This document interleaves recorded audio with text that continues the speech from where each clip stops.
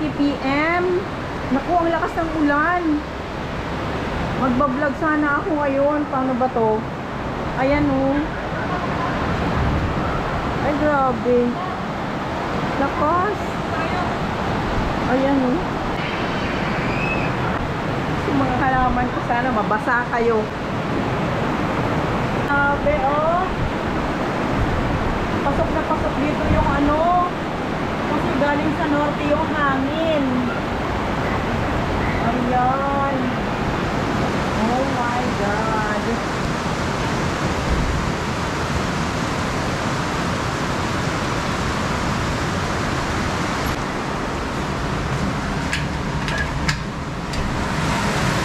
Ayan, nabasa na yung mga halaman ko sa wakas. Nadidiligan sila dito. Ayan o. Umaanggi dito o.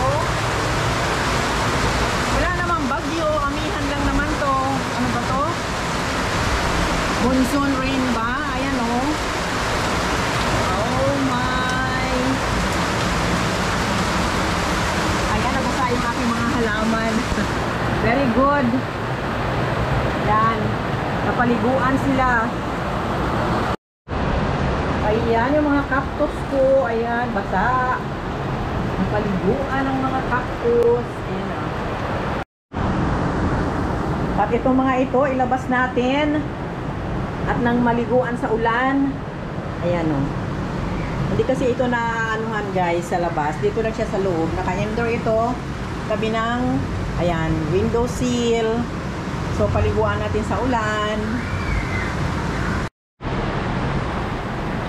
Ayan na, nilabas ko na sila guys. Oh. Yung aking mycans na nakahangin doon sa loob. Yan, ang sala-sala ko. Ito yung aking ano. Ano ba yan? Pangalan nito, nakalimutan ko. Ayan, aking koya. Dalawang koya. Chinese money plant. Ito pa yung aking ibang halaman. Ayan na sila, nilabas ko na sila guys. Ito anthurium to eh. Mahaba na anthurium. Ayan. Ito, gumanda yung dahon niya pag hindi siya naarawan. Ayan. Ayan. Ito guys, ito. Naka water propagation lang to. Ayan. Natutulog, nagigising, natutulog, nagigising. Ayan. Madalas siyang mag-dormant. Ito rin, ang ganda oh. Ayan. Maulanan man lang sila. Kasi hindi siya nauulanan eh, hanggang dilig lang. Tsaka konting araw doon sa may bintana. Pansinin nyo to guys. Ayan oh. Hindi talaga gusto ni Syngonium ng araw. Tinan mo, hindi siya naaarawan. Nasa loob lang siya ng bahay. Pero tinan nyo yung kanyang variegation. Ang ganda. Parang si Splash yata ito eh. Splash Syngonium. Ito pa oh. Ayan. Yun. Ito naka water propagation lang. Pero nakita nyo naman ang ganda ng kanyang mga dahon. O diba? Yan. O diba? Ito pa. Ayan. Ito yung mga nag-dormant. Ayan o. Ito nag-dormant na buhay na to. Pero kinakalkal siya ng ano, ng ibon. Kaya yun. Nawala ulit. Ayan. Ito yung mga nag-dormant ko na kalelyong. Gabi-gabi. Ito pa oh. Ayan, yan. Nabuhay sila ngayon kasi malamig at hindi masyadong mainit. Ito pa pala oh. Ayan. Ayan, akala ko kaya hindi ko tinatapon yung mga ano guys. Pag namamatay yung mga caladium, yung mga gabi-gabi natin, huwag nating itapon kasi nandyan lang sila sa ilalim. Nag-aantay lang sila kung kailan sila gustong lumabas. At ngayon kasi madalas umulan, hindi gaanong mainit. So ayan, malamig. Ayan, naglabasan na sila. Ayan. Ito, kita nyo ba yan? Ayan. Ayan. Ito yung bulb ng ano, caladium. Ayan. Tumubuo na siya ulit. Ayan. Malamig kasi. Gustong-gusto nila yung gano'n. Nalalamigan sila. Ito din.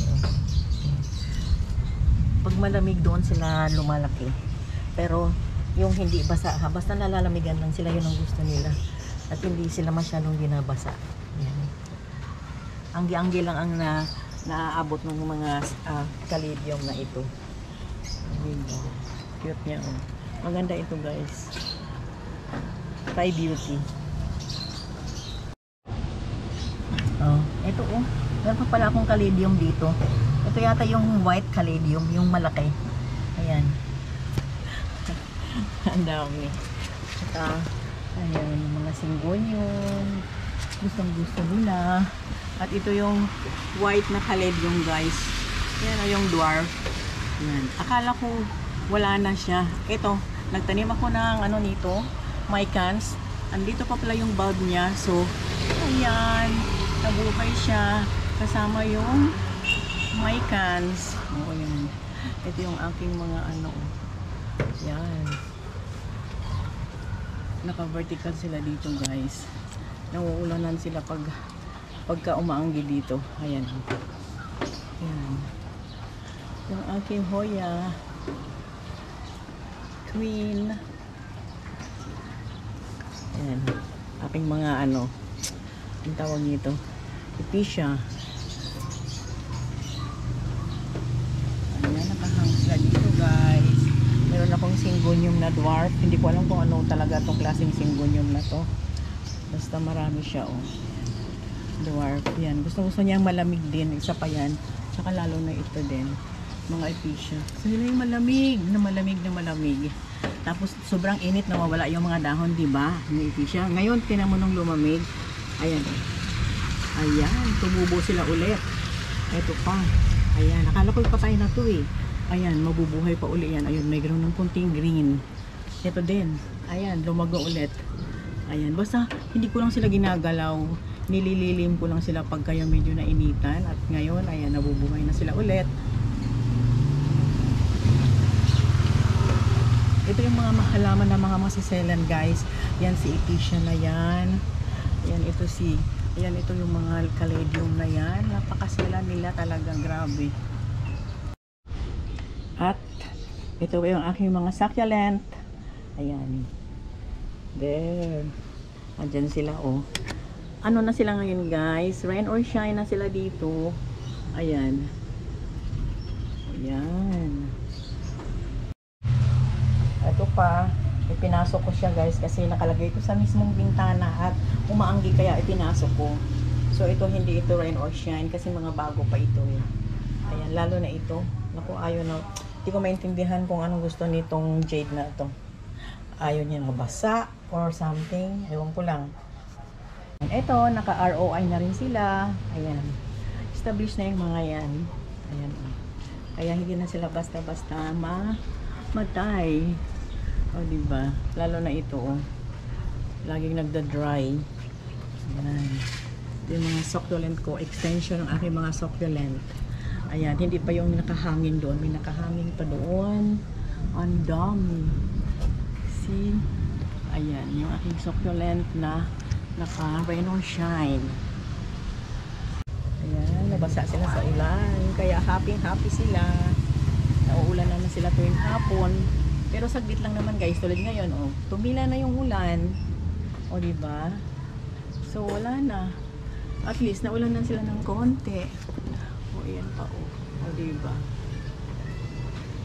Yan. Ito pa isa ko. Hoya. O, diba? Another Hoya. Ayan, basang-basa sila dito, guys. Ang saya nila. Ayan. So, yan lang muna ma-share ko sa inyo, guys. Ito po yung aking isang philodendron. Nung mainit, guys, nahirapan siya. Bagong bili ko to. Pero nung ngayong umulan-ulan, nakita mo, lumabas yung kanyang kulay ulit. O, diba? Ito pa isang philodendron ko. Ayan. So, thanks for watching, guys. See you next time. Bye.